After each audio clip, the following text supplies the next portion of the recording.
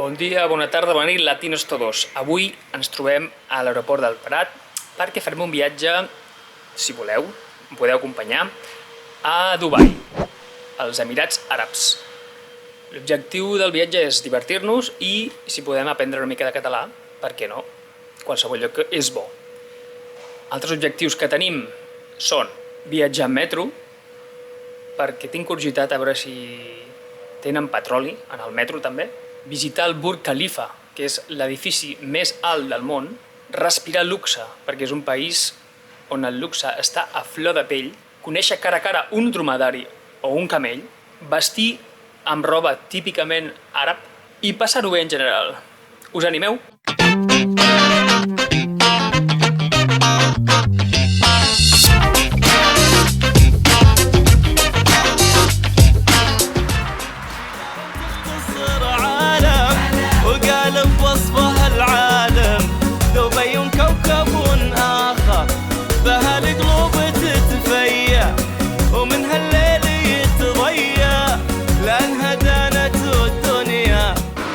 Ja hem arribat als Emirats Àrabs Units. Soc a Dubai. Ciutat de compres, esport nacional número 1 és anar de compres. Per això hem vingut al centre comercial més gran del món, que és aquest que es troba darrere meu i està als peus de l'edifici més alt del món, que és aquest, el famós Burj Khalifa, edifici de més de 800 metres d'alçada.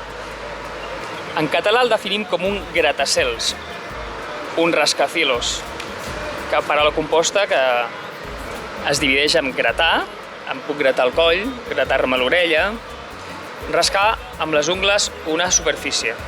I cel, cielo, com rascacielos, doncs grata cel. Ara anirem a l'interior a veure més cosetes d'aquest majestuós centre comercial.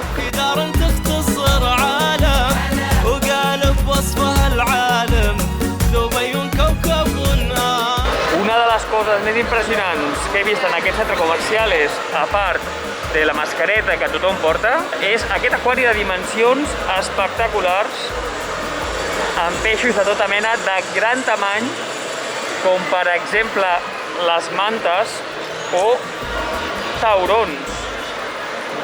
El tauró, aquest animal implacable del fons marí.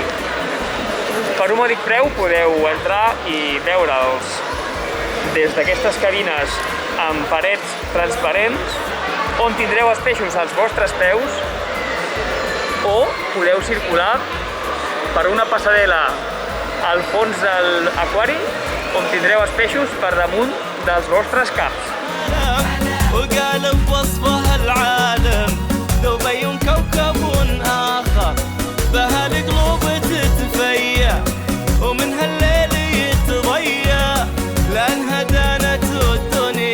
A molts llocs d'aquesta ciutat podem trobar luxe. Luxe és el lujo, és aquest conjunt de productes i serveis a preu elevat que donen distinció social i exclusivitat. Per exemple, podem trobar luxe en rellotges, en collars, pulseres, or i en joies en general.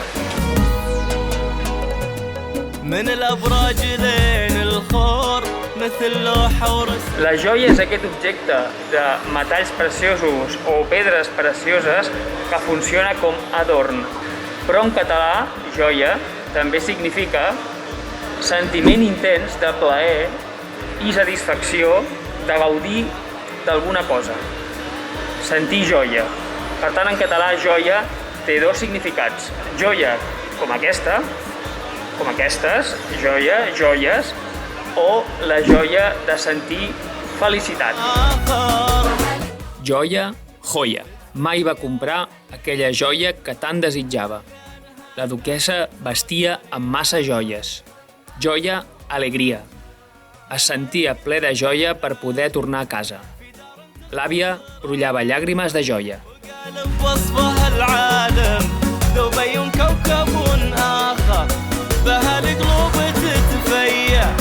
ومن هالليل يتضيع لأنها دانت الدنيا وعشق ما له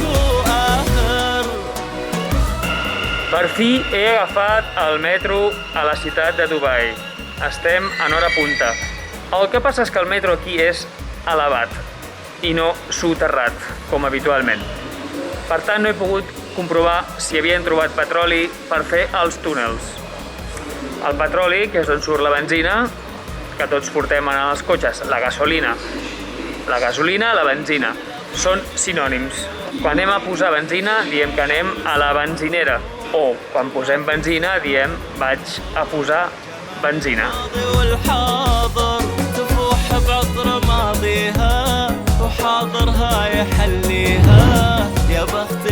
Em trobo a la meva habitació de l'hotel a Dubai.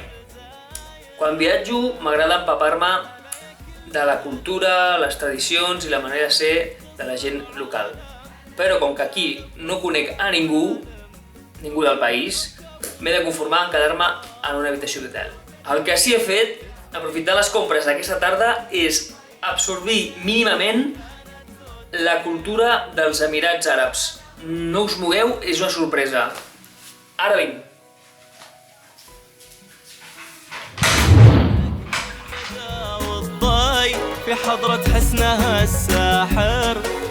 Què us sembla? Aquest és el vestit tradicional d'aquesta part del món, que porten els homes. Aquest és el turban, que antigament servia per fer travessies de desert, per cobrir-se el nas i la boca i protegir-se així de les tempestes de sorra. El vestit és tot blanc per aguantar millor el sol que tenen per aquestes latituds del món. Bé, m'he informat molt bé per saber si hi ha una manca de respecte que un no musulmà o no àrab porti aquesta roba. I bé, tothom amb qui he parlat m'ha dit que no. Bé, tothom, els 3 o 4 taxistes amb els que he parlat, no? M'han dit que no és una falta de respecte, que és com portar roba de mudar, roba de diumenge. És com si portés americana i corbata. Ah, i per cert, ja no penso agafar més taxis. He fet una gran inversió en un mitjà de transport més adequat. És aquest camell. Bé, no sé si és un camell o un dromedari. Només sé que es diferencien en el nombre de geps que tenen.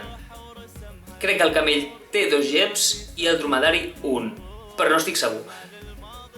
Aquests animals de coll llarg guarden en els seus geps grans reserves de greix per aguantar dies i dies sense beure ni menjar. Per tant, és un animal molt resistent i a mi em cau molt simpàtic. Així que li buscaré un nom i me'n vaig a explorar. Adéu!